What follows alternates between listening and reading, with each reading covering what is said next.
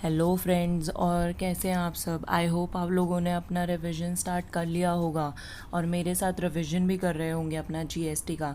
Plus आपने अभी तक 6 चैप्टर्स का रिवीजन कर लिया होगा मेरे साथ। और आज मैं इसी लेक्चर में यहाँ पर अब 2 सबसे ज़्यादा इम्पॉर्टेंट चैप्टर्स को डिस्कस करने वाली हूँ। फर्स्ट है ITC and second is value of taxable supply. Value of taxable supply मैं पहले डिस्कस करूँगी। इस पूरे लेक्चर में हम यहाँ पे देखेंगे कि हम अपना जो हमारी सप्लाई हुई है कितनी उसकी वैल्यू पर हम अपना जीएसटी लगाएंगे। प्लस एक हम स्टार्टिंग से बोलते आ रहे हैं यहाँ पर कि आईटीसी मिलेगा। जीएसटी का हमारा एक फ़ायदा होता है कि हमें आईटीसी हम यहाँ पे क्लेम कर सकते हैं। तो वो असली में आईटीसी है क्या, वो हम कब क्लेम कर सकते हैं, उसके बारे में आज सारी चीज़ें हम यहाँ पे डिस्कस करेंगे। चलो जल्दी से हम अपना रिवीजन स्टार्ट करते हैं with value of taxable supply. पर उससे पहले अगर आप लोगों ने मेरे चैनल को सब्सक्राइब नहीं किया है अब तक तो डू सब्सक्राइब। अगर आप लोगों को वीडियो हेल्पफुल लगे तो अपने फ्रेंड्स के साथ शेयर भी कीजिए और इसे लाइक भी ज़रूर कीजिएगा। तो चलो अब स्टार्ट करते हैं हमारा सबसे पहला chapter, value of taxable supply. Value of taxable supply में मैंने आप लोगों को क्या बोला था, हम यहाँ पे डिटरमाइन करना सीखेंगे क्या, taxable value of supply of goods, जिस पे हम जीएसटी लगाएंगे। तो यहाँ पे मैंने 2 पार्ट्स में इसे डिवाइड किया हुआ है। एक है सेक्शन 15 और दूसरी साइड मैंने लिखा हुआ है रूल 27 to 34। तो यहाँ पे अगर मैं बोलूँ कि सबसे जो मेन है वो है सेक्शन 15। सेक्शन 15 हमारी ब्रॉड गाइडलाइंस देता है कि हम किस बेसिस पर अपना वैल्यू ऑफ टैक्सेबल सप्लाई यहाँ पे डिटरमाइन कर सकते हैं। नेक्स्ट साइड जो है जैसे कि specific mode of determination of taxable value of supply in different cases. अब यहाँ पे एक स्पेसिफिक मोड हमें बताया गया है। जैसे कुछ स्पेशल केसेस होते हैं, डिफरेंट केसेस होते हैं, या तो शायद उसमें हमारा जो कंसिडरेशन है वो मनी में नहीं है पूरा, या फिर जो हमारी सप्लाई है वो बिटवीन रिलेटेड पर्सन है या सप्लाई थ्रू एजेंट है। यहाँ पे नीचे मैंने सारे मेंशन कर रखे हैं, 27, 28, 29, 30, 31, ये सारे के सारे यहाँ पे मेंशन करे हुए हैं। जब ये सारे केसेस आते हैं तो उसके लिए इन्होंने हमें एक स्पेसिफिक मोड प्रोवाइड कर रखा है। तो उस मोड से हम अपना यहाँ पे डिटरमाइन कर सकते हैं हमारी वैल्यू ऑफ टैक्सेबल सप्लाई। तो यहाँ पे जल्दी से पहले देख लेते हैं सेक्शन 27 में हम करने वाले discuss consideration not Holi in money, जिसमें मनी में नहीं है पूरा कंसिडरेशन, मतलब काइंड में भी हो सकता है या और किसी चीज़ में भी हो सकता है। दूसरा है value of supply between related और डिस्टिंक्ट पर्सन। जो रिलेटेड पर्सन कौन होता है, रिलेटेड पर्सन होता है जैसे आपके कंपनी में एम्प्लॉयज़ हो गए, आपके फैमिली मेम्बर्स हो गए, या फिर आपके पार्टनर्स वगैरह हो गए। और डिस्टिंक्ट पर्सन कैसे होता है, डिस्टिंक्ट पर्सन हो गए जैसे कि ब्रांचेस। फॉर एग्जांपल लाइफस्टाइल है, लाइफस्टाइल की 2 अलग अलग ब्रांचेस हैं, तो वो डिस्टिंक्ट पर्सन है क्योंकि उन दोनों के पास वो अलग वो रजिस्टर्ड हैं, दोनों का अपना अपना एक GSTIN नंबर होगा, इसलिए वो डिस्टिंक्ट पर्सन यहाँ पे माने जाते हैं। Section 29 value of supply of goods made और रिसीव थ्रू एन एजेंट, जहाँ पे हमारा सप्लाई ऑफ गुड्स जो हुआ है या क्या बोलते हैं सप्लाई हमारी यहाँ पे की भी उसी की तरफ से गई है और रिसीव भी हमारी एजेंट की तरफ से हुई है, तब हमारा कैसे हम वैल्यू यहाँ पे डिसाइड करेंगे। नेक्स्ट है value of supply of goods service based on cost और डिटर्मिनेशन ऑफ वैल्यू। ये दोनों छोटे छोटे से हैं, ये भी जल्दी से डिस्कस करेंगे। प्योर एजेंट यहाँ पे रूल 33 सबसे ज़्यादा इंपॉर्टेंट है। और नेक्स्ट है determination rate of exchange of currency. अब हम स्टार्ट करते हैं हमारा सेक्शन 15। सेक्शन 15 में देख लेते हैं क्या क्या हमारी गाइडलाइंस है जिस हिसाब से हम यहाँ पे कर सकते हैं। यहाँ पे बोला हुआ है कि ट्रांजैक्शन वैल्यू जो होगी, अगर हम सेक्शन 15 के अकॉर्डिंगली देखें तो यहाँ पे प्राइस एक्चुअली पेड या payable for goods and services हमारा लिया जाएगा। जो कि आपने पैसा दिया है या आप दोगे अपने गुड्स एंड सर्विसेज के लिए, वो यहाँ पे हमारा ट्रांजैक्शन वैल्यू जो है उसी को हम अपना वैल्यू ऑफ सप्लाई यहाँ पे मान लेंगे सेक्शन 15 के अकॉर्डिंग। कंडीशंस हमारी क्या क्या दी हुई हैं, अगर ये कंडीशंस हमारी फुलफिल होती है तो उस केस में हमारा सेक्शन 15 हमारा एप्लीकेबल है। सबसे पहला जो सप्लायर और रेसिपिएंट है वो रिलेटेड पर्सन नहीं होने चाहिए, और दूसरा जो प्राइस है, प्राइस हमारा सोल कंसिडरेशन होना चाहिए, मतलब कोई भी काइंड वगैरह में आपका नहीं होना चाहिए कंसिडरेशन। काइंड मतलब में मैंने पहले भी आप लोगों को बताया था किस तरीके के होते हैं जिसमें कंसिडरेशन में नहीं होता है। जैसे आपने किसी के लिए कुछ काम करा, दूसरे ने भी आपके लिए कुछ काम कर दिया, पैसे उसमें इन्वॉल्व नहीं है, मनी इज़ नॉट इन्वॉल्व। तो उस तरीके के कंसिडरेशंस अगर हैं तो वो यहाँ पे इंक्लूड नहीं की जाएंगी। यहाँ पे देखो इसमें हम क्या क्या चीज़ें इंक्लूड करेंगे हमारा वैल्यू ऑफ टैक्सेबल सप्लाई में। सेक्शन 15 के अकॉर्डिंग इंक्लूजन्स लिखे हुए हैं एक तरफ और दूसरी तरफ एक्सक्लूजन्स लिखे हुए हैं। इंक्लूजन्स में क्या क्या मतलब जौन सी चीज़ें हमारी इंक्लूड होगी। सबसे पहली चीज़ है यहाँ पे हमारे टैक्सेस हमारे कौन से इंक्लूड होंगे। जीएसटी को छोड़ के हमारे सारे टैक्सेस यहाँ पे इंक्लूड होंगे। जीएसटी मतलब IGST, SGST, CGST, UTGST, ये सारे के सारे यहाँ पे हमारे इंक्लूड नहीं होंगे।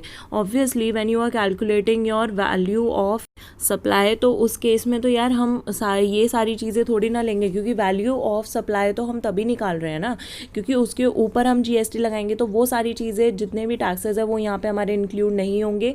इसके अलावा कोई भी अगर हमारा एंटरटेनमेंट टैक्स है या हाउस टैक्स है, वो सारी चीज़ें हमारी इंक्लूड होंगी टैक्सेस में। नेक्स्ट है हमारा suppliers obligation made by recipient not included in actual price payable और paid for goods and services. इसका एक छोटा सा एग्जाम्पल देती हूँ। फॉर एग्जाम्पल एक थिएटर है, थिएटर पर पर्सन 10,000 रुपीज़ चार्ज करता है फॉर म्यूज़िकल प्रोग्राम, ठीक है। यहाँ पे 10,000 वो चार्ज कर रहा था, बट अब क्या हुआ, इसके अलावा जो तमिलनाडु गवर्नमेंट है उसने क्या करा है, उसने 5% एंटरटेनमेंट टैक्स लगाया है। उनके ऊपर बोला है कि यहाँ पे 5% एंटरटेनमेंट टैक्स लगेगा। तो अब इस केस में हमारी टैक्सेबल वैल्यू ऑफ सप्लाई क्या हो जाएगी, 5% ऑफ 10,000 कितना होता है, 500 होता है। तो 10,000 + 500 हमारी टैक्सेबल वैल्यू ऑफ सप्लाई होगी 10,500। तो यहाँ पे 5% जो पे करने की ऑब्लिगेशन थी वो थी सप्लायर की, बट वो लिया किससे जाएगा, रेसिपिएंट से। असली वैल्यू, असली एक्चुअल जो आप चीज़ यहाँ पे आपको मिल रही है वो 10,000 की मिल रही थी, पर ये जो 5% का ऑब्लिगेशन था वो सप्लायर का था, जो कि उसने रेसिपिएंट पर डाल दिया। नेक्स्ट है हमारे इंसिडेंटल एक्सपेंसेस। इंसिडेंटल एक्सपेंसेस होते हैं, फॉर एग्जांपल आपका कमीशन हो गया, पैकिंग वगैरह हो गया, कोई भी चीज़ सप्लायर की तरफ से की जा रही है, ताकि आप जब भी आप डिलीवरी कर रहे हो तो गुड्स की या सर्विसेज की, तो उस टाइम पे जो भी आपके जैसे सप्लायर की तरफ से कुछ भी काम किया गया हो जिसके लिए कोई एक्सपेंस इनकर करा गया है, तो फिर वो सारे एक्सपेंसेस सारे के सारे कौन भरेगा, रेसिपिएंट ही मतलब वहाँ पे पे करेगा। मतलब वो वैल्यू ऑफ सप्लाई में हमारा ऐड हो जाएगा। इसका एग्जांपल ले सकते हैं, अगर आप लोगों को मतलब आपने किसी चीज़ के लिए ऑर्डर करा है, कोई सामान ऑर्डर करा है, तो उस केस में वहाँ पे जब सप्लाई की बारी आई तो वहाँ पे पैकेजिंग वगैरह सारी की सारी चीज़ें वहाँ पे सप्लायर ने करवाई, स्पेशली उसके लिए कराई गई है ताकि आपकी होम डिलीवरी हो सके। तो वो सारा पैसा क्या होगा, वो वैल्यू ऑफ सप्लाई में ऐड हो जाएगा। और इसमें हम क्या इंक्लूड करेंगे, नेक्स्ट पॉइंट है इंटरेस्ट, लेट फी और पेनल्टी फॉर डिलेड पेमेंट। अब आप लोगों ने जैसे कि आपकी कोई एक ड्यू डेट थी, उसके बाद आप लोगों ने अपना जो पेमेंट है वो करा है, तो उस केस में लेट फ़ी वहाँ पे चार्ज कर सकते हैं, या वो लोग इंटरेस्ट चार्ज कर सकते हैं, या कुछ पेनल्टी लग सकती है। अब वो सारी इंटरेस्ट, लेट फ़ी और जो पेनल्टी है वो चीज़ें भी यहाँ पे वैल्यू ऑफ सप्लाई में हमारी ऐड होंगी। नेक्स्ट पॉइंट है subsidies directly link to price. अब इस केस में क्या है, हमारी जो भी सब्सिडीज़ यहाँ पे अगर स्टेट गवर्नमेंट या सेंट्रल गवर्नमेंट की तरफ से दी गई हैं, वो सारी चीज़ें यहाँ पे इंक्लूड नहीं होंगी। उसके अलावा अगर किसी ने कोई सब्सिडी दी है तो उस केस में हमारी वो चीज़ यहाँ पे वैल्यू ऑफ सप्लाई में इंक्लूड होगी। अगर कोई हमारा PQ चैरिटेबल ट्रस्ट है, उसने आपका कुछ यहाँ पे सब्सिडी प्रोवाइड करी है, तो उस केस में यहाँ पे क्या होगा, आपको वो वाली जो चीज़ है वो यहाँ पे ऐड करनी पड़ेगी वैल्यू ऑफ सप्लाई में। नेक्स्ट है हमारे एक्सक्लूजन्स, जो कि चीज़ें यहाँ पे इंक्लूड नहीं होंगी वैल्यू ऑफ सप्लाई में। बेसिकली हम यहाँ पे डिस्काउंट्स को कवर कर रहे हैं, जो कि एक्सक्लूजन्स हैं हमारी, मतलब वैल्यू ऑफ सप्लाई में हमारी ऐड नहीं होंगी। फर्स्ट है हमारा discount which is allowed before और एट टाइम ऑफ सप्लाई, मतलब ऐसा कोई डिस्काउंट जो कि पहले सप्लाई से पहले हमारा अलाउ करा गया है या at the time of supply.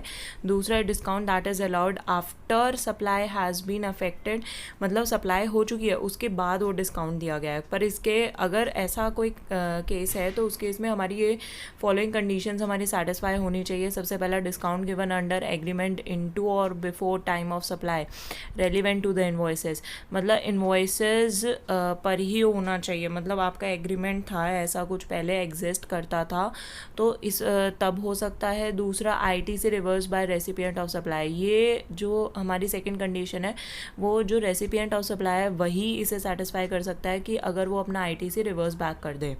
तो इसके हम यहाँ पे एग्जांपल्स डिस्कस कर लेते हैं। फर्स्ट वाले का एग्जांपल मैं यहाँ पे ले रही हूँ। फॉर एग्जांपल यहाँ पे एक हमारा कोई एक्स लिमिटेड है, एक्स लिमिटेड ने अब क्या बोला, यहाँ पे वो डिस्काउंट देता था, वो किसी चीज़ में बिस्किट मैन्युफैक्चरिंग कंपनी है, तो यहाँ पे ट्रेड डिस्काउंट वो नॉर्मली देता था 20%, ठीक है, जो भी उसका प्राइस है गुड्स का, तो फिर उस पर 20% उसका ट्रेड डिस्काउंट रहता ही था। बट क्रिसमस की वजह से वहाँ पे वो 10% एक्स्ट्रा वो वहाँ पे एडिशनल डिस्काउंट दे रहा था उस 20% के अलावा भी। तो अब इस केस में यहाँ पे हमारा मैटर करता है, हमें पता है कि ये बिफोर मतलब सप्लाई से पहले वो हर किसी को देगा, ये हमें पता है कि वो हर किसी के लिए एप्लीकेबल है। ऐसा कुछ तो नहीं है कि 100 चीज़ें बिकेंगी, 100 आइटम बिकेंगे तब हमें मिलेगा, नहीं, वो सारी चीज़ें हमारी टर्म्स एंड कंडीशंस पहले से ही हैं, ठीक है। Discount which is allowed before, ठीक है, यहाँ पे हमारा पहले से ही हमें पता था कि हमारा मिलेगा 10%, ठीक है, तो हमारी ये चीज़ तो सेटिस्फाई होगी। अब वहाँ पे वो सिचुएशन क्या बोल रहा था कि टैक्सेबल सप्लाई में कब ऐड नहीं होगा, जब वो जो अमाउंट है डिस्काउंट का वो ऑलरेडी एडेड है आपके इन्वॉइस वाले में, मतलब आपको इन्वॉइस में से वो डिस्काउंट माइनस करना होगा और उसे माइनस करने के बाद जो अमाउंट आएगा उसे आप टैक्सेबल वैल्यू बोल सकते हो। तो अब इस केस में जैसे मैंने एक्स लिमिटेड का भी एग्जाम्पल दिया था, तो यहाँ पर मैं बोल सकती हूँ कि यहाँ पे उसने मतलब कुछ पैकेट सेल करे हैं, फॉर एग्जांपल उसने सेल करे हैं 1000 पैकेट सेल करे हैं, तो 1000 पैकेट्स का उसका अमाउंट आ रहा है 80,000। अब उस पे 80,000 पे उसने 20% ट्रेड डिस्काउंट भी ले लिया और 10% उसने क्रिसमस का जो एक्स्ट्रा एडिशनल डिस्काउंट था वो भी ले लिया। तो यहाँ पे ये जो दोनों डिस्काउंट्स हैं, अगर आप उस 80,000 में से माइनस कर दो, जो भी अमाउंट आएगा वो आपका टैक्सेबल सप्लाई हो जाएगा, जिसपे GST लग जाएगा। अगर इस केस में हम यहाँ पे अपना 80,000 में से माइनस नहीं करते वो डिस्काउंट वाला अमाउंट और वो डिस्काउंट इसी में रहने देते, तो उस केस में हमारा वो टैक्सेबल वैल्यू ऑफ सप्लाई नहीं माना जाता। नेक्स्ट यहाँ पे केस लेते हैं जो सिचुएशन 2 हमारी बताएगा। नेक्स्ट केस है जैसे कि कोई यहाँ पर एक वाई लिमिटेड मैन्युफैक्चरर है जो कि एक जूसर का मैन्युफैक्चरर है। अब उसने एक ऑफ़र निकाला है दिवाली का स्पेशल डिस्काउंट, जो कि वो बोल रहा है 12% वो देगा डिस्ट्रीब्यूटर्स को अगर वो 100 पीसेस से ज़्यादा सोल्ड करेंगे ड्यूरिंग अक्टूबर 2019, ठीक है। उसने ये बोला कि 100 पीसेस से ज़्यादा सोल्ड करने वाली चीज़ है। तो यहाँ पर एक ZN कंपनी है, एक डिस्ट्रीब्यूटर है जिसने कि यहाँ पे ऑर्डर प्लेस करा था 70 पीसेस का, ठीक है, अक्टूबर में। अब यहाँ पे उसने करा जिसकी वो रिटेल सेल मांग रहा है नवंबर 2019 में, बट यहाँ पे जो है हमें अक्टूबर का जो डाटा है वो गिवन नहीं है।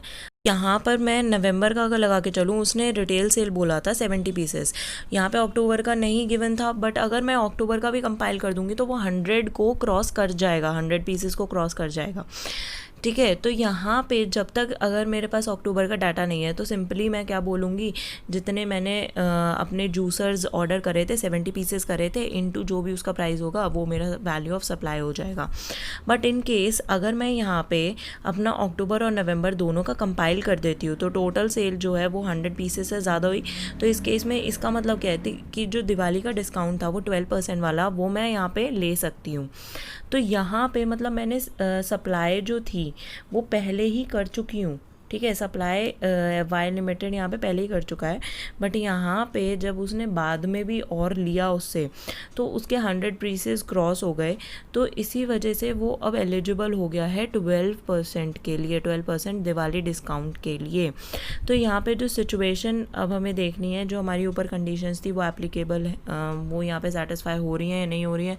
अगर हो रही होंगी तो यहाँ पे हमारा एप्लीकेबल हो जाएगा 12% डिस्काउंट। तो सबसे पहला है कि एग्रीमेंट जो था, मतलब ये सारी टर्म्स वगैरह जो थी वो एग्रीमेंट में एक्सिस्ट कर रही थी, टाइम ऑफ सप्लाई पे बिल्कुल कर रही थी। उन्होंने बोला हुआ था कि 100 पीसेस से ज़्यादा सोल्ड होंगे ड्यूरिंग अक्टूबर, तो उस केस में ये देंगे बिल्कुल हमें 12%। तो वो चीज़ सेटिस्फाई हो रही है, एग्रीमेंट था इसका। और दूसरा है कि रिवर्स आपको ITC करना पड़ेगा, तो वो हमारा कौन करेगा, वो रेसिपिएंट करेगा।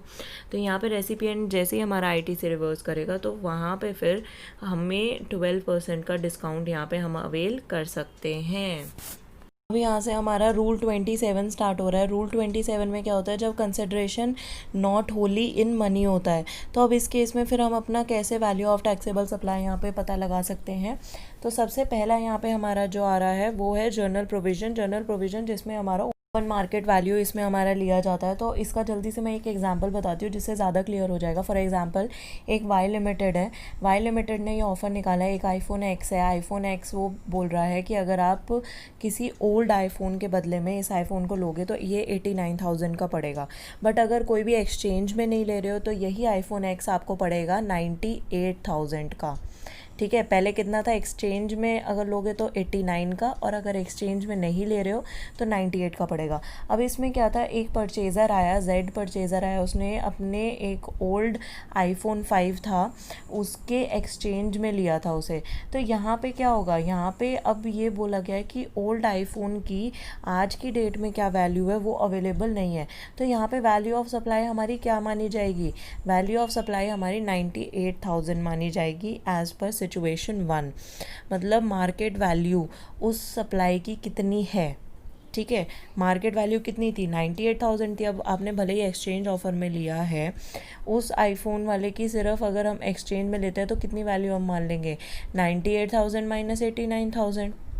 ठीक है ना, तो हमारी उतनी तो उसकी वैल्यू हुई, पर जो वैल्यू ऑफ पूरी सप्लाई की देखी जाए तो वो 98,000 होगी, क्योंकि 98,000 का ही तो मोबाइल था जो आपने एक्सचेंज वगैरह सारा कर करा के 89,000 में लिया था, पर साथ में एक मोबाइल और भी तो दिया है।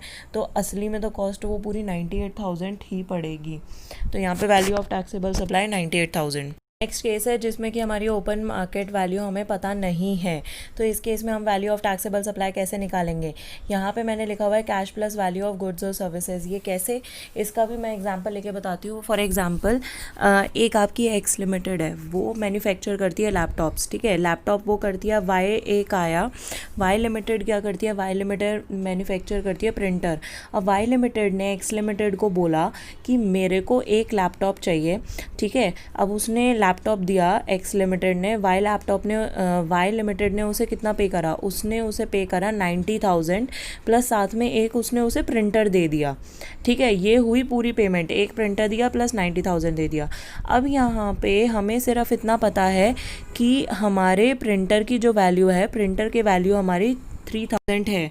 तो अब इस केस में मेरा वैल्यू ऑफ टैक्सेबल सप्लाई क्या हो जाएगी, वैल्यू ऑफ टैक्सेबल सप्लाई हो जाएगी मेरी, एक तो प्रिंटर की वैल्यू, उसने प्रिंटर दिया था तो 3,000 वो, प्लस उसने 90,000 वैसे पे करा है। तो यहाँ पे मैं क्या मान लूँगी कि लैपटॉप की जो वैल्यू है वो 93,000 है। ठीक है, 93,000 कैसे, उस लैपटॉप के बदले मेरे को दो चीज़ें करनी पड़ी है, एक तो प्रिंटर दिया है प्लस 90,000 पे करा है, तो उसकी पूरी वैल्यू मिला के कितनी होगी, 93,000। तो यहाँ पे वैल्यू ऑफ टैक्सेबल सप्लाई मेरी 93,000 हो गया है। यहीं पर अगर मैं बोल देती कि इसकी ओपन मार्केट वैल्यू मेरे पास अवेलेबल है, ठीक है, इसने प्रिंटर और इस तरीके से करके 93,000 में अपना ले लिया पूरा, बट अगर मैं बोलूँ कि ओपन मार्केट वैल्यू मेरे पास अवेलेबल है, वो दूसरे लोगों को 95,000 में दे रहा है, तो यहाँ पे मेरी वैल्यू ऑफ टैक्सेबल सप्लाई क्या हो जाएगी, 95,000, क्योंकि मेरे पास ओपन मार्केट वैल्यू अवेलेबल है, मार्केट में कितने का बिक रहा है मेरे को पता है। के लिए यहाँ पे मैं केस लेती हूँ जैसे कि जिसमें हमारा फर्स्ट और सेकंड दोनों एप्लीकेबल नहीं है। तो यहाँ पे मैं जैसे एक केस ले रही हूँ, जैसे आपका कोई नॉर्मल वैल्यू ऑफ एक म्यूज़िक सिस्टम है, उसकी जो वैल्यू है वो अवेलेबल नहीं है, आप म्यूज़िक सिस्टम में डील करते हो, म्यूज़िक सिस्टम बेचते हो। तो उस केस में क्या है, कोई एक पर्सन आया है जिसने बोला है कि म्यूज़िक सिस्टम आप मेरे को दे दो और म्यूज़िक सिस्टम के बदले में मैं आपको पैसे पे कर दूँगा प्लस टैक्स कंसल्टेंसी दे दूँगा। ठीक है, अगर तो यहाँ पे टैक्स कंसल्टेंसी की वैल्यू मुझे पता है तो ठीक है, तो मैं अपना फिर भी यहाँ पे लगा सकती हूँ। जैसे कि उसने बोला म्यूज़िक सिस्टम आप मेरे को दे दो 90,000 प्लस टैक्स कंसल्टेंसी आपकी 10,000 की हो गई, तो यहाँ पे 1,00,000 का उसका पूरी वैल्यू हो जाएगी हमारे म्यूज़िक सिस्टम की। बट अगर मैं बोलूँ कि मुझे उसकी टैक्स कंसल्टेंसी की भी वैल्यू पता नहीं है और मुझे म्यूज़िक सिस्टम की भी नहीं पता, तो इस केस में मैं क्या करूँगी, इस केस में मेरे पास से एक सॉल्यूशन है कि अगर मेरे नियर बाय मार्केट में सेम मॉडल अगर कोई अनदर डीलर बेच रहा है और वो कितने में बेच रहा है, फॉर एग्जांपल वो बेच रहा है 80,000 प्लस हैंडलिंग चार्जेस वो ले रहा है 2,000 प्लस उसका GST 500 रुपये। ठीक है, तो ये सारा अमाउंट मिला के जो अनदर डीलर बेच रहा है जिस अमाउंट पे, उसी पर मैं बेचूंगी, वो मेरी हो जाएगी value of supply of music system. Last case है। लास्ट केस क्या बोल रहा है कि हमारे पास ना तो फर्स्ट वाला ऑप्शन अवेलेबल है, ओपन मार्केट वैल्यू भी नहीं पता। यही सेम म्यूज़िक सिस्टम वाला हम क्वेश्चन लेते हैं। म्यूज़िक सिस्टम की वैल्यू मुझे पता नहीं है और मैं यहाँ पे पे कर रही थी 90,000 प्लस अपनी टैक्स कंसल्टेंसी यहाँ पे सर्विसेज उसे दे रही थी 10,000 की। तो यहाँ पे मैंने क्या बोला, मेरा 1 लाख का ये बन रहा था और उसके बाद मैंने बोला कि मेरे पास टैक्स कंसल्टेंसी की भी नहीं पता, मैं सिर्फ 90,000 पे कर रही हूँ और टैक्स कंसल्टेंसी की भी नहीं पता, और साथ में जो अनदर डीलर है, अनदर डीलर का भी नहीं पता कि वो कितने में कर रहा है। तो यहाँ पे सारी ही चीज़ें नॉट अवेलेबल है। तो इस केस में अब मैं वैल्यू ऑफ सप्लाई कैसे निकालूंगी? 90,000 तो मैं यहाँ पे कर रही हूँ ना, तो उस 90,000 को कंसीडर करो प्लस ऐसी value of non monetary consideration जो कि आपका जो रूल 30 है या जो आपका रूल 30 के अलावा जो आपका रूल 31 है, अगर रूल 30 एप्लीकेबल नहीं होता है तो रूल 31 के अलावा जो भी आपकी वैल्यू निकल के आती है वो 90,000 में आप अपना प्लस कर दो तो आपकी वैल्यू ऑफ टैक्सेबल सप्लाई आपको मिल जाएगी। ये वाला यहाँ पे बहुत इंपॉर्टेंट था क्योंकि ओपन मार्केट वैल्यू क्या होती है, किस तरीके से हम डील करेंगे, किस तरीके से हमारा वैल्यू ऑफ सप्लाई बनेगा। तो ये वाली सारी चीज़ें थोड़ा ज़्यादा अच्छे से ध्यान रखना क्योंकि अभी आगे जो चीज़ें आएंगी, जैसे जहाँ पे भी मैं ओपन मार्केट वैल्यू वगैरह बोलूँगी तो वहाँ पे मतलब मैं एग्जांपल्स मेंशन नहीं करूँगी, वो जल्दी से स्किप कर दूँगी क्योंकि यहाँ पे वो सारा डिटेल में मैंने डिस्कस कर लिया है। अब हमारा स्टार्ट हो रहा है रूल 28 जिसमें होता है supply between related and distinct person, जो कि अभी मैंने बिगनिंग में आपको बताया था रिलेटेड और डिस्टिंक्ट पर्सन हमारे क्या होते हैं। तो इसके जल्दी से सिचुएशंस देख लेते हैं। सबसे पहला है सिचुएशन जिसमें हमारा ओपन मार्केट वैल्यू अवेलेबल है। बहुत बढ़िया बात है। यहाँ पे सपोज़ करो कि एक दो फर्म्स हैं, जैसे आपकी वाई लिमिटेड हो गया, जेड लिमिटेड हो गया, वो हमारी यहाँ पे रिलेटेड पर्सन है, मतलब पार्टनर्स हैं या यहाँ पे साथ में काम कर रही हैं, तो ये रिलेटेड पर्सन है किसी तरीके से हमारी वाई लिमिटेड और जेड लिमिटेड। अब इस केस में क्या हुआ कि वाई लिमिटेड जो है वो जेड लिमिटेड को कंप्यूटर दे रहा है 78,000 में। वो कह रहा है कि मैं एक कंप्यूटर की जो आपको सप्लाई है वो 78,000 में दे दूंगा। वहीं पे क्योंकि ये इसका रिलेटेड पर्सन था, बट अगर ये बाहर देखा जाए वाई लिमिटेड अगर किसी और कस्टमर को जो उससे रिलेटेड नहीं है उसे वो 85,000 में बेचता है, तो यहाँ पे वैल्यू ऑफ टैक्सेबल सप्लाई कितनी मानी जाएगी? 85,000, जो कि वो अनरिलेटेड कस्टमर को बेचता है जितने पर उतना ही माना जाएगा। ठीक है, तो ये हो गया अगर ओपन मार्केट वैल्यू हमारे पास अवेलेबल है। नेक्स्ट है कि अगर हमारे पास ओपन मार्केट वैल्यू अवेलेबल नहीं है तो उस केस में हम अपना value of supply of goods and services जो भी हमारा निकल के आ रहा है वो, या जो भी आपका काइंड और क्वालिटी में निकल के आ रहा है। अगेन ये हम अभी पिछले वाले में डिस्कस कर चुके हैं ये काइंड एंड क्वालिटी वाले कैसे होते हैं और ये value of supply of goods and services हमारा क्या होता है। नेक्स्ट है हमारा थर्ड वाला पॉइंट, इफ़ नॉट 1 और 2, अगर 1 और 2 हमारी सिचुएशन नहीं है, मतलब OMV मतलब ओपन मार्केट वैल्यू भी अवेलेबल नहीं है और वो काइंड और क्वालिटी वाली चीज़ भी अवेलेबल नहीं है, तो उस केस में हम कैसे करेंगे? जो भी हमारा रूल 30 और 31 हमें बताएगा वैल्यू ऑफ सप्लाई, जिस भी तरीके से हम निकाल सकते हैं, या तो रूल 30 लगाओगे या रूल 31 लगाओगे। ठीक है, इसी ऑर्डर में लगना चाहिए। पहले रूल 30 में देखोगे, अगर वो नहीं एप्लीकेबल हो रहा है तो 31। ठीक है, तो नेक्स्ट है उसके बाद हमारा fourth point which is good intended for further supply as such by recipient. जिस केस में अगर गुड्स आप फर्दर सप्लाई करी जा रही है रेसिपिएंट के द्वारा। इसका यहाँ पे एग्जांपल ले दी हुई है 90% ऑफ प्राइस चार्ज मैंने यहाँ पे लिखा हुआ है। इसका एग्जांपल है जैसे कोई डी लिमिटेड है, डी लिमिटेड अपना किसी ई कंपनी ई लिमिटेड है, ई लिमिटेड में अपने 30% शेयर्स वगैरह होल्ड करती है, तो मतलब वो रिलेटेड यहाँ पे पर्सन हो गए। डी लिमिटेड और ई लिमिटेड यहाँ पे रिलेटेड पर्सन हो गए। तो डी लिमिटेड ने यहाँ पे कंप्यूटर सप्लाई करा है ई लिमिटेड को 1,10,000 का, और वहीं पे वही डी लिमिटेड किसी अनरिलेटेड कस्टमर को वही कंप्यूटर 1,40,000 का सप्लाई करती है। ठीक है, तो यहाँ पे डिफरेंस है 30,000 का। वहाँ पे 1,10,000 का करी थी, यहाँ पे 1,40,000 का। तो इस केस में कायदे से तो हमारा माना जाना चाहिए कि हमारा 1,40,000 होना चाहिए हमारी यहाँ पे वैल्यू ऑफ सप्लाई। बट यहाँ पे जो आपका वो सप्लायर है, सप्लायर के पास ये ऑप्शन है कि वो क्या कर सकता है कि वो सिर्फ 90% ऑफ प्राइस जो उसने चार्ज करा है रेसिपिएंट से उतना ही लेके उसे ही वैल्यू ऑफ सप्लाई वो मान ले। ठीक है, तो यहाँ पे मतलब 1,40,000 जो आपका वैल्यू ऑफ सप्लाई बन रहा था कायदे से, उसका जो 90% है, उसका 90% ले लो, दैट इज़ 1,35,000, वो आपका हो जाएगा वैल्यू ऑफ सप्लाई। ये जो लास्ट वाला हमारा पॉइंट है उसके लिए जल्दी से एक आपको देती हूँ। जिस केस में हमारा आईटीसी फुल अवेलेबल हो रेसिपिएंट को, फॉर एग्जांपल अगर यहाँ पे कोई ए लिमिटेड है, ए लिमिटेड 25% शेयर्स वो होल्ड करती है बी लिमिटेड में, ए बी में होल्ड करती है।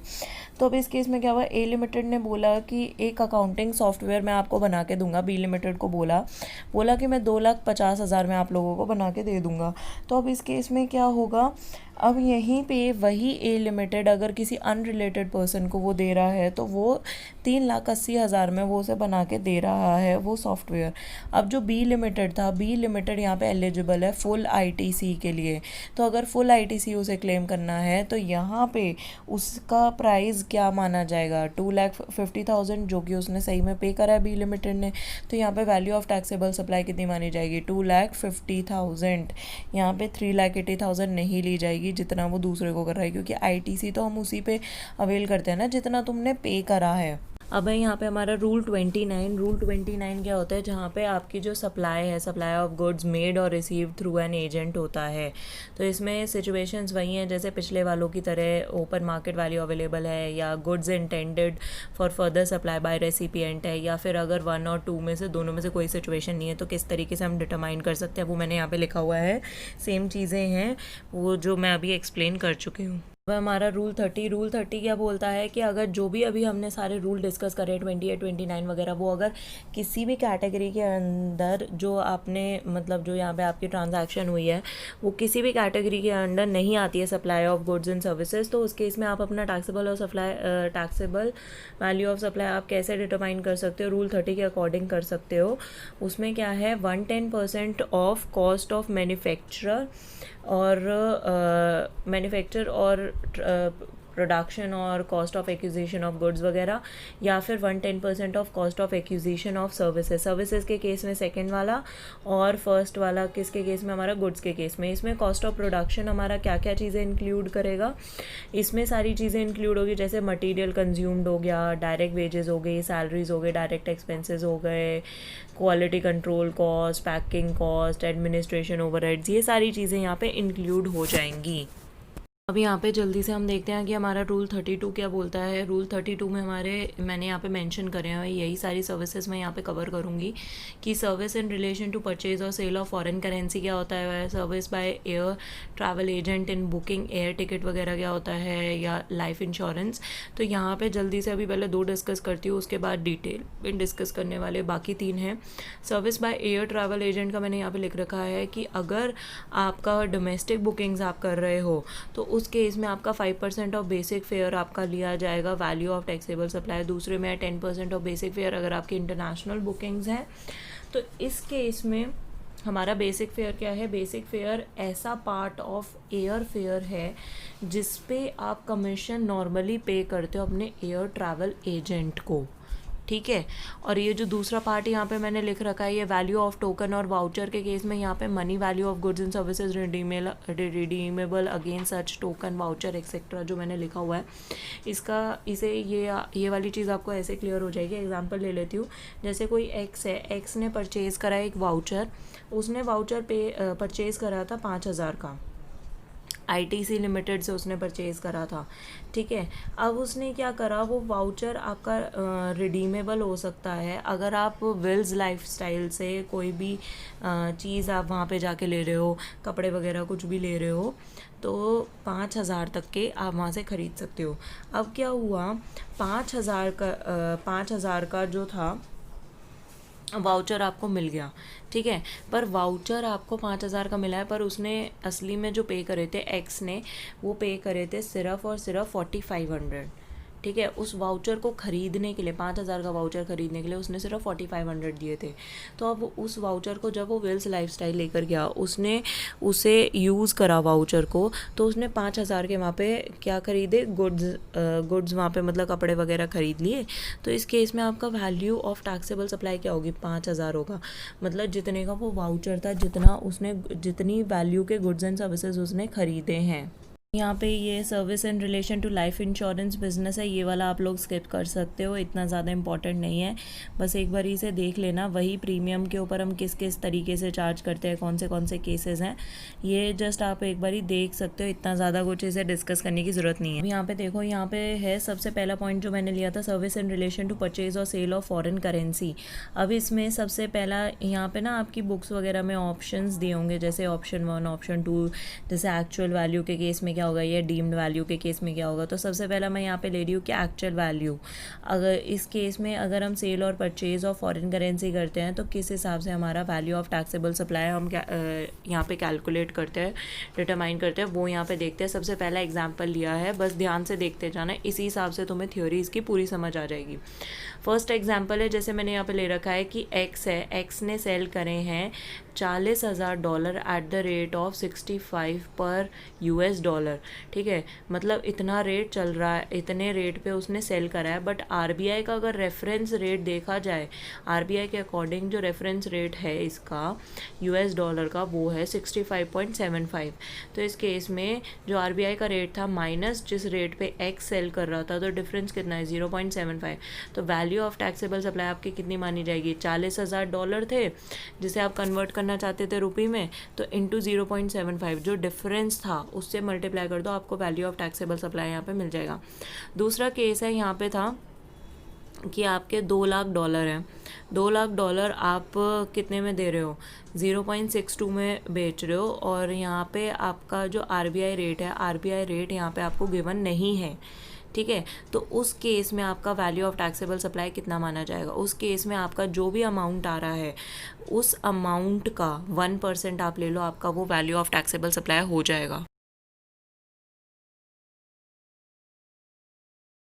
ये थर्ड पार्ट है, थर्ड एग्जाम्पल है। थर्ड एग्जाम्पल में अब क्या बोल रखा है, जैसे एक्स परचेज़ कर रहा है $6,000 उसे परचेज़ करने हैं, बट यहाँ पे फॉरेन करेंसी को ही वो फॉरेन करेंसी में कन्वर्ट कर रहे हैं, और यहाँ पे आरबीआई रेट दोनों फॉरेन करेंसीज़ के दिए हुए हैं, यूएस का यहाँ पे 68 दिया हुआ है, यूरो का यहाँ पे 76 दिया हुआ है। तो यहाँ पे अब हम क्या करेंगे, 6,000 इंटू हमारा, इसे क्या करेंगे, दोनों को रुपीज़ में कन्वर्ट करेंगे हम यहाँ पे, ठीक है, दोनों को रुपीज़ में कन्वर्ट करा, जैसे 6,000 इंटू 68 जो कि आपका $, था, तो रुपीज़ में हमें पता चल गया, यूरो पता चल गया, और नेक्स्ट डॉलर भी हमें ऐसे ही पता चल गया। अब इन दोनों केस में जो भी रुपये की वैल्यू में जो भी हमारा सबसे स्मॉलर वैल्यू होगी, जैसे हमारा 4,08,000 यहाँ पे स्मॉलर वन है, तो उसका 1% यहाँ पे लेंगे, और वो 1% हमारा वैल्यू ऑफ टैक्सेबल सप्लाई हो जाएगा इस केस में ये ऑप्शन 2 यहाँ पे जो हमें डीम्ड वैल्यू बोला गया है।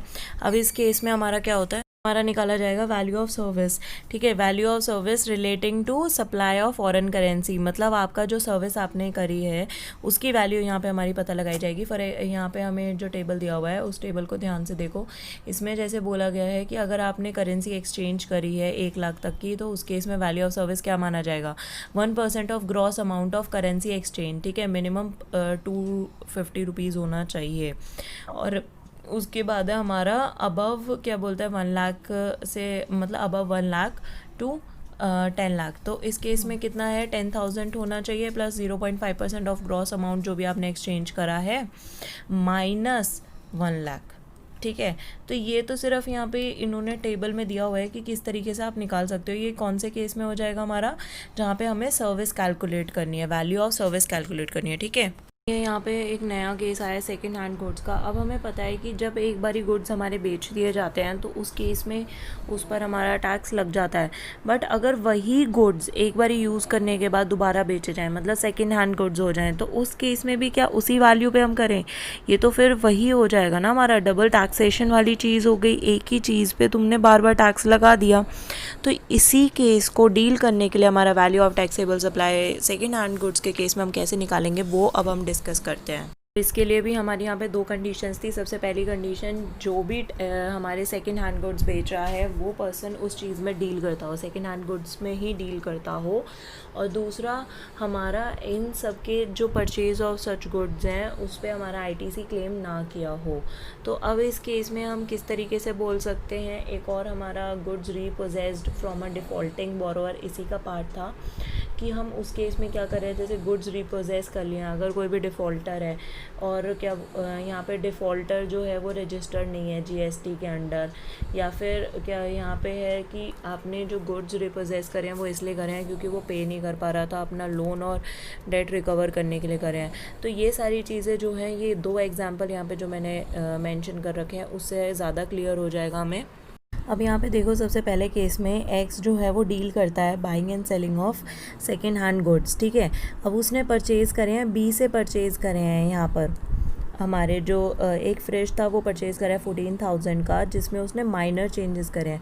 देखो, माइनर चेंजेस तुम लोग कर सकते हो, बट कोई भी ऐसा चेंज जो कि उसके नेचर को ही बदल दे, मतलब वो फ्रिज की जगह कुछ और बन जाए, इस तरीके का तुमने चेंज करा है, तो उस केस में ये चीज़ एप्लीकेबल नहीं होगी, ये वाला जो मैं अभी बता रही हूँ। माइनर चेंजेस यहाँ पे चलता है, ठीक है। तो X make some minor changes और उसने क्या करा, फिर उसे 17,000 में बेच दिया। अब उसने क्या करा है, उसने जब परचेज़ करा था बी से, तब उसने उन गुड्स पे कोई भी वो नहीं करा था, यहाँ पे आईटीसी क्लेम नहीं करा था।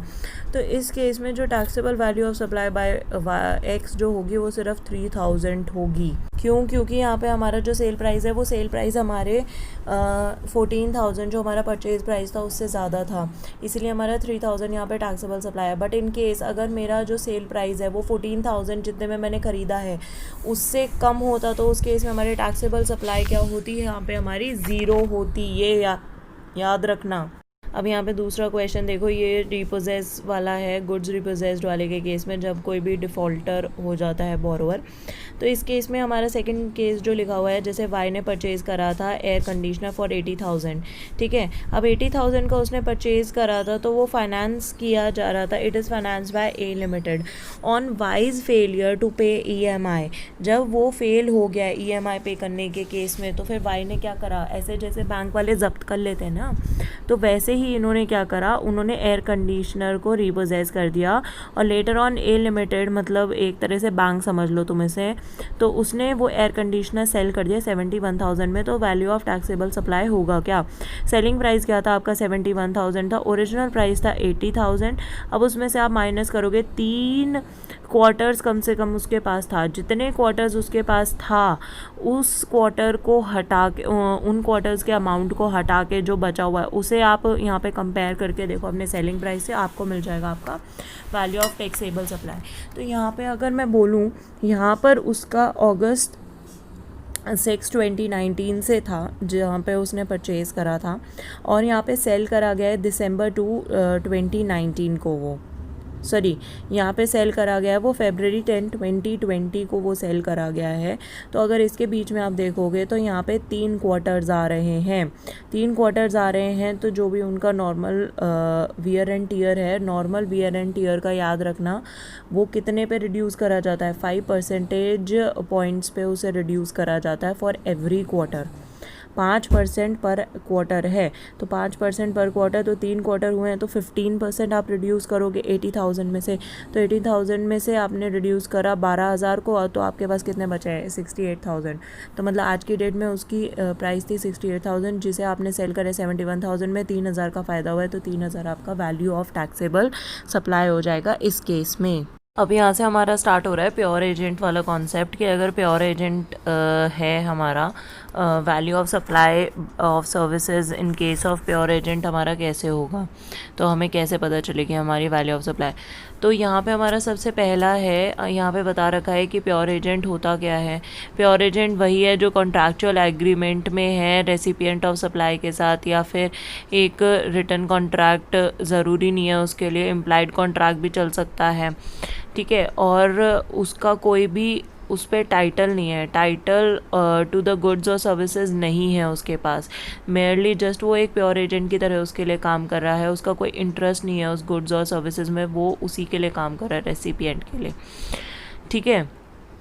और अगर बाय चांस वो कोई भी एक्सपेंडिचर इनकर करता है, ठीक है, अपने अकाउंट पे उसके लिए, तो फिर उस केस में वो सारे के सारे यहाँ पे हमें पे ऑफ दोबारा करने होंगे। फॉर एग्जांपल एक प्योर एजेंट है, वो अपने प्रिंसिपल के लिए, या प्रिंसिपल यहाँ पे मतलब रेसिपिएंट हो जाएगा, उसके लिए अगर वो काम कर रहा है तो प्योर एजेंट के तौर पे काम कर रहा है, उसके लिए तो वो फ़ी चार्ज करेगा ही, ठीक है। और बाकी प्रोक्योर करने में अगर उसे कुछ और भी एक्सपेंडिचर्स वगैरह लगे हैं तो वो एक्सपेंडिचर्स वो क्लेम कर सकता है, अगर ये कुछ कंडीशंस उसकी सेटिस्फाई हों।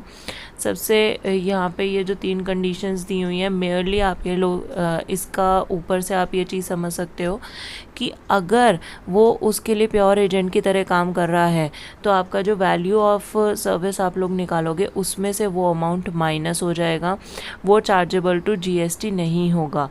और अगर वो प्योर एजेंट की तरह काम नहीं कर रहा है तो उस केस में वो चीज़ उसमें ऐड हुई रहेगी वैल्यू ऑफ सर्विस में, और वो चार्जेबल टू जीएसटी होगा।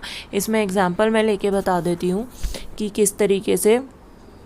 जैसे ए है, ए ने बी के साथ कॉन्ट्रैक्ट करा है, बी एक आर्किटेक्ट है, बिल्डिंग वगैरह बनाता है, तो उस केस में यहाँ पे कोर्स ऑफ सप्लाई, यहाँ पे अब क्या हुआ, जैसे कि बी ने एक्सपेंसेस यहाँ पे इनकर करे हैं, telephone charges, air travel ticket, hotel accommodation वगैरह, ये सारे जितने भी थे वो सारे उसने करे हैं, परफॉर्म करे हैं ताकि वो अच्छे से सर्विसेज दे सके ए को।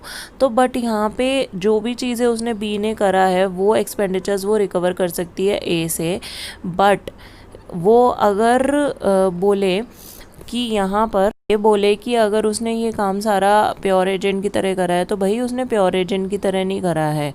यहाँ पे उसने अपना जो काम था, आर्किटेक्ट का जो काम था, वो सारा उसने कंप्लीट करने के लिए, उसे ज़्यादा अच्छे तरीके से करने के लिए सारी चीज़ें करी थी ताकि ए को अच्छे से सर्विसेज प्रोवाइड हो सकें। तो इसी केस में जितना भी उसने चार्ज करा है बी ने, वो सारा का सारा यहाँ पे जीएसटी उस पर चार्ज किया जाएगा। अगर वो एज अ प्योर एजेंट करता बी ये सारी चीज़ें ए के लिए तो फिर यहाँ पे जीएसटी चार्ज नहीं होता। बस इतनी सी चीज़ याद रखना। इससे रिलेटेड यही सारे क्वेश्चंस है कि अगर वो प्योर एजेंट की तरह कर रहा है तो वो वाला पार्ट जो है वो आप अपनी वैल्यू में से माइनस कर दो, और जो फिर बच के आएगी वो आपकी वैल्यू ऑफ सर्विस होगी जिसके ऊपर आप जीएसटी चार्ज करोगे। अब यहाँ पे देखो हमारा नया टॉपिक है, यहाँ पे बोला गया है जैसे कि value of supply in case of lottery, betting, gambling और हॉर्स रेसिंग के केस में क्या होगा। अब है लॉटरी अगर जो है if it is not allowed to be sold in any state other than the organising state, organising state के अलावा आप किसी और स्टेट में अगर नहीं बेच सकते हो तो उस केस में वैल्यू ऑफ सप्लाई क्या मानी जाएगी, 100/112 into face value of ticket. जो भी फेस वैल्यू होगी टिकट की वो वाला अमाउंट, या फिर जो ऑफिशियल गैजेट ने आपका ऑफिशियल जो आपका प्राइस होगा वो, तो उन दोनों में से जो भी हायर होगा वो यहाँ पे आप ले सकते हो। नेक्स्ट है अगर कोई भी ऑर्गेनाइजिंग स्टेट है उसके अलावा आप किसी और स्टेट में भी बेच सकते हो उस लॉटरी को, तो उस केस में 100/128 इंटू फेस वैल्यू होगा, या ऑफिशियल प्राइस जो भी आपका है, जो भी इन दोनों में से हायर होगा वो आप ले सकते हो। वो आपका वैल्यू ऑफ टैक्सेबल सप्लाई हो जाएगा, टैक्सेबल सर्विस हो जाएगा। और उसके बाद है construction of a complex involving transfer of undivided share of land.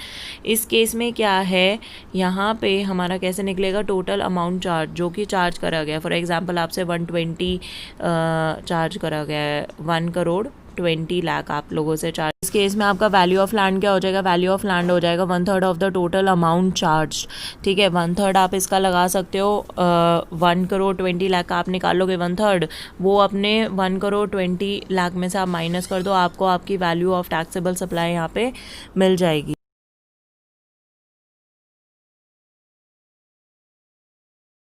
यहाँ पे ये लास्ट टॉपिक था जो यहाँ पे बोल रखा है, ये rate of exchange of currency, ठीक है। तो ये तो सिर्फ ये है जैसे कि बोर्ड ने नोटिफाई कर दिया है, या फिर सेकंड केस जो सप्लाई ऑफ सर्विसेज यहाँ पे गैप के बोले गए हैं, तो उस हिसाब से आपका यहाँ पे डिटरमाइन हो जाएगा। तो वैल्यू ऑफ टैक्सेबल सप्लाई में से जितनी भी चीज़ें मैंने स्टार्टिंग में डिस्कस करी थी, प्लस जिसमें मैंने एग्जाम्पल्स दे के सारी चीज़ें एक्सप्लेन करी हैं, वो वाली चीज़ें इंपॉर्टेंट हैं, उन्हें याद रखना। क्योंकि अगर प्रैक्टिकल क्वेश्चंस की बात करें तो प्रैक्टिकल क्वेश्चंस में ऐसे स्टेटमेंट आ सकते हैं जिसमें आपको वो सारी चीज़ें अप्लाई करनी पड़ जाएं। तो विद दिस हमारा ये वाला चैप्टर फिनिश होता है। Guys I am not discussing ITC here. ITC के लिए एक अलग वीडियो मैं अभी थोड़ी देर में ही डाल दूँगी, आज या कल में। तो अभी पहले आप लोग ये वैल्यू ऑफ टैक्सेबल सप्लाई अपना फिनिश कीजिए, और अगर मेरा वीडियो पसंद आया हुआ हो तो अपने फ्रेंड्स के साथ ज़रूर शेयर कीजिए। प्लस अगर अभी तक सब्सक्राइब नहीं किया हो तो do subscribe my channel. Thank you.